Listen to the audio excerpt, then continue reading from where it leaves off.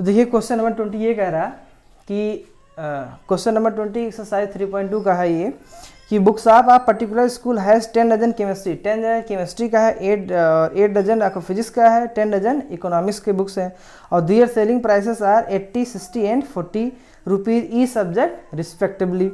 Find the total amount of books of, यानी total amount books of जो receive करता है from selling the books using the matrix algebra, यानी matrix algebra का use करते हुए आपको ये निकालना है कि वो बुक्स ऑफ जो है कितना अमाउंट वो रिसीव करता है इतना सेल करने पर। कितना? 12 डजन आपका केमिस्ट्री है और 10 डजन केमिस्ट्री है, 8 डजन फिजिक्स है और 10 डजन इकोनॉमिक्स है और उनके दिए रिस्पेक्टिवली जो प्राइसेस 80, 60 एंड 40 है, जिसको हमने एज्यूम कर लिया लेट ए जो कि 1/3 ऑर्डर की मैट्रिक्स है, ये आपका हो जाएगा, ठीक है, 1/3, ठीक है, 1/3 और इसका हम ट्रांसपोज कर लें क्योंकि जब मल्टीप्लिकेशन तभी होल्ड होगा जब क्या पहले का कॉलम दूसरे मैट्रिक्स का रो नंबर जब ट्रांसपोज कर लेंगे तो ये हो जाएगा 3/1 ऑर्डर का, ठीक है, क्योंकि तभी मल्टीप्लिकेशन होल्ड होगा 1/3 और 3/1। तो फर्स्ट का जो आपका कॉलम सेकंड का रो सेम है तो मल्टीप्लिकेशन होल्ड होगा, ठीक है। Amount received by the book seller on selling the types of books, 3 types of book हैं, कौन कौन से? केमिस्ट्री, फिजिक्स और economics and can be computed by evaluating the product A B, ठीक है। तो ए आपका क्या है? दिस एंड 10 डजन तो 120 बुक्स हो जाएगा, 8 डजन 96 बुक्स हो जाएंगे, 10 डजन 120 बुक्स हो जाएंगे किसके? इकोनॉमिक्स के। और उनके इस सब्जेक्ट के जो प्राइसेस हैं वो कितने हैं? वो प्राइसेस हैं 80, 60 और 40 रुपीज़। तो इसको हम रो बाई कॉलम से मल्टीप्लाई करेंगे बेटा, तो रो बाई कॉलम से मल्टीप्लाई करने पर हमें क्या मिलेगा? This into this plus this into this plus this into this, जो कि ये किया गया। क्लियर?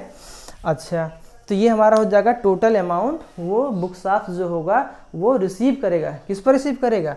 यानी कि 10 डजन केमिस्ट्री, 8 डजन फिजिक्स और 10 डजन इकोनॉमिक्स बुक्स जो है सेल करने, जिसकी प्राइसेस ये गिवन है, ठीक है। तो ये amount received by the book seller will be this, ये इतना अमाउंट वो रिसीव करेगा जब इतना जो है डजन बुक्स जो है क्या करता है? वो सेल करता है। क्लियर? का यूज, क्योंकि इस क्वेश्चन में कहा हुआ है कि मैट्रिक्स अलजेब्रा का यूज करते हुए टोटल अमाउंट बताइए कि जो रिसीव करता है, इसलिए यहाँ पे मल्टीप्लाई किया गया, ठीक। नाउ अब देखिए क्वेश्चन नंबर 21। क्वेश्चन नंबर 21 क्या कर रहा है कि X Y Z W P ये हमारे मैट्रिक्स हैं और उनकी ऑर्डर गिवन है। एक्स की ऑर्डर है 2/n, हमने ऐसे बॉक्स मैट्रिक्स बना दिया है। वाई ऑर्डर है 3/k and order of Z is 2/p and order of W 10/3 and order of P is p/k। तो आपको ऑर्डर डिफाइन करना है और ऑप्शन में देखना है कि क्या सही है, यानी P Y plus W Y का ऑर्डर क्या होगा और जो हमारे ए बी सी डी जो हमारे ऑप्शन दिए कौन सा उसमें सही है, ठीक है। तो आइए हम देखते हैं। तो P Y plus W Y, ठीक है। अगर पी का ऑर्डर p/k है और y का ऑर्डर 3/k है तो 2py यानी प्रोडक्ट py जब आपका कन्फॉर्मेबल हो उसके लिए कंडीशंस क्या होती है? कंडीशंस ये होती है कि फर्स्ट मैट्रिक्स का कॉलम नंबर, फर्स्ट मैट्रिक्स का कॉलम और सेकंड मैट्रिक्स का रे क्या रो क्या होना चाहिए? सेम होना चाहिए। दैट इज क्या होगा कि k इक्वल आपका 3 हो जाएगा, k इक्वल क्या हो जाएगा? 3 हो जाएगा, ठीक है। जो प्रोडक्ट आएगा, जो दोनों मैट्रिक्स को मल्टीप्लाई करें जो प्रोडक्ट आएगा वो क्या आएगा? p/k। तो जो हमारा रिजल्टेंट मैट्रिक्स आया वो क्या आया? p/k, जो कि हमने ये लिख दिया। प्लस अब WY देखिए, W की ऑर्डर n/3 है और आपका Y का ऑर्डर 3/k है, यानी कि फर्स्ट का कॉलम सेकंड मैट्रिक्स का रो आपका सेम होना, जो कि यहाँ सेम है भी। तो आप देखिए इनका जो प्रोडक्ट आएगा वो क्या बचा है? n, क्या बचा है? n और k। तो जो हमारा प्रोडक्ट आएगा यानी WY जो मैट्रिक्स प्रोडक्ट करने पर आएगा उस मैट्रिक्स का जो ऑर्डर होगा n/k, क्या होगा? n/k होगा, ठीक है। इधर जो है p/k n/k, ठीक है। और यहाँ से क्या मिल गया कि ये मल्टीप्लिकेशन तभी होल्ड होगा जब k इक्वल क्या होगा? 3 होगा। तो एक तो मिल गया k इक्वल 3। अब आप देखिए दो मैट्रिक्स तभी ऐड होते हैं, दो मैट्रिक्स तभी ऐड होंगे दिस एंड दिस जब ये क्या होंगे? जब उनकी ऑर्डर सेम होंगे। तो ऑर्डर सेम होने का मीन्स क्या है? यानी p/k इक्वल क्या होगा? n/k, ठीक है। p/k इक्वल n/k, तभी दोनों मैट्रिक्स क्या होंगे? ऐड होंगे। तो जो हमारा रिजल्ट आएगा क्या होगा? That is p/k equal n/k। तो इसका जो हमारा ऑर्डर होगा वो p/k हमने ले लिया, ठीक है। p/k ऐसे समझिए, p/k, ठीक है, p/k और जो आएगा और इक्वल क्या होगा? n/k, p/k इंटू क्या इक्वल n/k, के। तो अब देखिए इन दोनों का ऑर्डर सेम होगा, तो हमने एक प्रोडक्ट निकाला और लिख लिया पी बाई के इक्वल एन बाई के। तो यहाँ से आपको क्या मिल रहा है, यहाँ से आपको ये मिल रहा है कि P equal N, P equal क्या मिला एन, एन के इक्वल 3। अब देखिए जो हमारा ऑप्शन है वो ऑप्शन क्या दिया हुआ है, ठीक है। तो जो आपका 21 है वो ऑप्शन दिया हुआ फर्स्ट के इक्वल 3 पी इक्वल एन, के इक्वल 3 पी इक्वल 1, ठीक है। तो यही आपका सही है, क्या के इक्वल 3 है और पी इक्वल एन आया, ठीक है। दूसरा वाला जो ऑप्शन दिया है के इज आर्बिट्रेरी, तो K is arbitrary P equal to, ये भी नहीं सही क्योंकि हमने जो सिंप्लीफाई किया वो के इक्वल 3 और पी इक्वल एन आया, यहाँ ऐसा आया नहीं। सी आपका P is arbitrary, P arbitrary है तो सिर्फ ए कंडीशन से बात बनेगी नहीं। डी आपका के इक्वल 2 और पी इक्वल 3, ये भी सही नहीं। तो हमारा कौन सा सही है, हमारा इसमें जो है फर्स्ट वाला, यानी कि फर्स्ट पार्ट इसमें करेक्ट है। ये बात समझ में आई, आई होप आपको बात हमारी समझ में आ रही है कि दोनों प्रोडक्ट तभी पॉसिबल है दिस इक्वल दिस, यानी के इक्वल 3 आएगा और जो रिजल्ट आएगा वो पी बाई के का आएगा जो कि यहाँ आया। ये दोनों सेम है इसलिए प्रोडक्ट मल्टीप्लिकेशन होगा ही, तो ये हो जाएगा एन बाई के। और दो मैट्रिक्स तभी ऐड होंगी जब दोनों का ऑर्डर सेम हो, दैट इज जो प्रोडक्ट आएगा वो पी बाई के इक्वल क्या हो एन बाई के, यानी यहाँ दोनों इक्वल हो रहा था, अब कभी होगा के इक्वल है ही है तो पी इक्वल एन हो जाएगा, यहाँ के इक्वल 30, ठीक है। तो हमारा जो आया क्या आंसर, पहला वाला आंसर सही है, K equal 3 N P equal N, ठीक है। अब देखिए 22 question, if N equal P then order of matrix 7x minus 5z। तो order of matrix 7x minus 5z की आपको फाइंड आउट करना है, ठीक है। तो आप देखिए कि ऑर्डर ऑफ x क्या यहाँ पर गिवन है, ये आपका है 2/n, तो ऑर्डर ऑफ x आपका 2/n है। तो 7 से मल्टीप्लाई कर दोगे ईच एलिमेंट, उस मैट्रिक्स के ईच एलिमेंट 7 मल्टीप्लाई कर दोगे फिर भी क्या रहेगा, ऑर्डर आपका सेम ही रहेगा। तो ऑर्डर ऑफ 7x क्या होगा 2/n ही रहेगा, ठीक। अब ऑर्डर ऑफ z भी क्या गिवन है, ऑर्डर ऑफ z गिवन है 2/p, order of z given 2/p है तो 5 से मल्टीप्लाई कर दोगे तो क्या ऑर्डर फिर भी वही सेम ही रहेगा, दैट इज 2/p ही रहेगा। Also order of 7x and 5z must be same, क्यों सेम होना चाहिए, क्योंकि देखिए 7x 5z कोई भी दो मैट्रिक्स तभी सब्ट्रैक्ट होंगे जब दोनों के ऑर्डर क्या होंगे सेम होगा, ठीक है, तभी वो सब्ट्रैक्ट होंगे या ऐड होंगे। तो इट मीन 7x और 5z के मैट्रिक्स जो आया है मैट्रिक्स उसके ऑर्डर क्या होंगे सेम होंगे, ठीक है।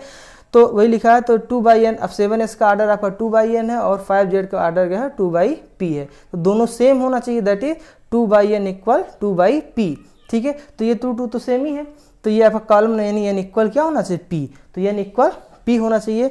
But the correct answer is given 2/n, क्योंकि जो हमें ऑप्शन दिया है, देखिए ऑप्शन आपको बता देते हैं कि जो ऑप्शन गिवन है वो ऑप्शन गिवन है फर्स्ट आपका p/2 दिया हुआ, सेकेंड आपका दिया है 2/n, तो 2/n दिया हुआ है, ठीक है। तो ये आपका करेक्ट आंसर 2/n, p/2 तो आ ही नहीं रहा कहीं, ठीक है।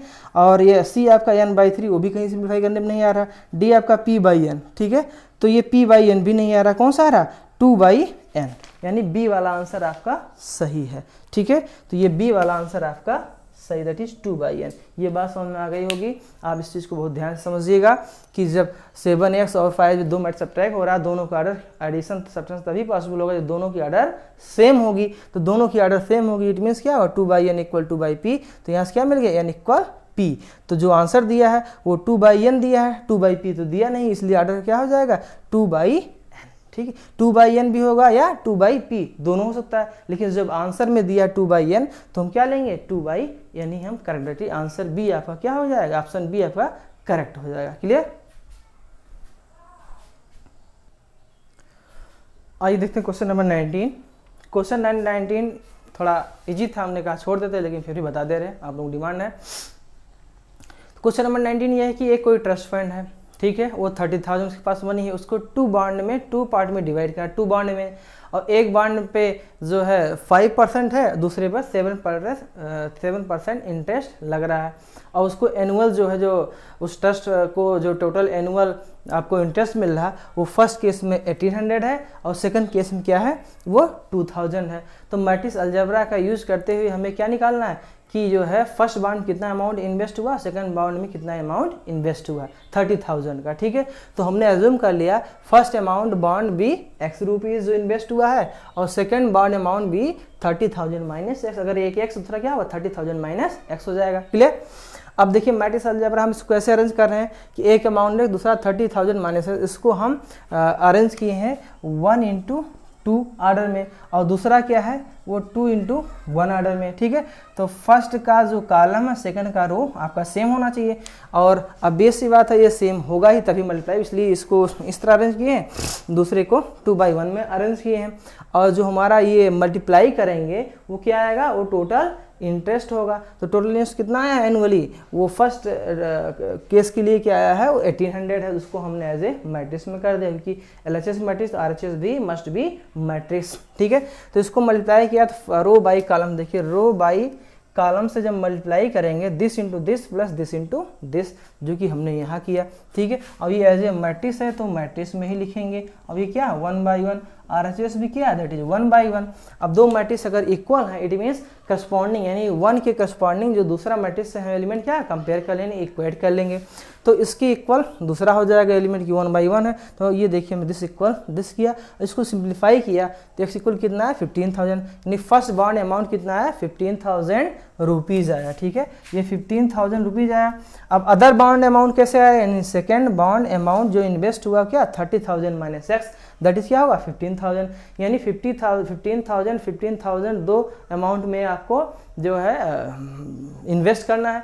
5% 7% इंटरेस्ट लगने के बाद पूरा जो एनुअल जो आपका इंटरेस्ट आ रहा है टोटल कितना आ रहा है 1800 आ रहा है। अब सेकेंड केस में क्या है, बिल्कुल वैसे ही करना है, एक x दूसरा 30,000 माइनस x, 5% 7% बिल्कुल उसी तरह से 1/2, ठीक है 1/2 और 2/1 में, क्योंकि तभी मल्टीप्लिकेशन होल्ड होगा, और वो इक्वल क्या 2000 हो जाएगी, क्योंकि वैसे मैट्रिक्स में लिखेंगे 1/1 ऑर्डर में, ठीक है। तो अब देखिए जो LHS होगा वो भी 1/1 ऑर्डर का ही आएगा, फर्स्ट रो और फर्स्ट कॉलम में इसको हमने मल्टीप्लाई किया, यानी this into this plus this into this, तो ये हमें रिजल्ट मिल जाएगा, ठीक है। ये हो जाएगा 2000, क्लियर। अब देखिए इनको सिंप्लीफाई करेंगे तो -2x minus 21 lakh equal 20 lakh, ठीक है। तो ये देखिए, ठीक है 2 लाख है, तो अब ये देखिए 2x कितना हो जाएगा आपका, हो जाएगा 10,000, ठीक है। 2 लाख 10,000, ये 2 लाख है, तो 2x इक्वल हो जाएगा 10,000, तो आपका हो जाएगा x इक्वल कितना हो जाएगा, यानी x इक्वल हो जाएगा 5,000। फर्स्ट बॉन्ड अमाउंट हो जाएगा दैट इज 5,000, और आपका जो सेकेंड अमाउंट था यानी सेकेंड इन्वेस्टेड अमाउंट हो जाएगा 30 minus 5,000 that is 25,000, clear. I hope आपको बात समझ में, इसको देख लीजिए एक बार, चलिए हम हट जा रहे हैं, ठीक है।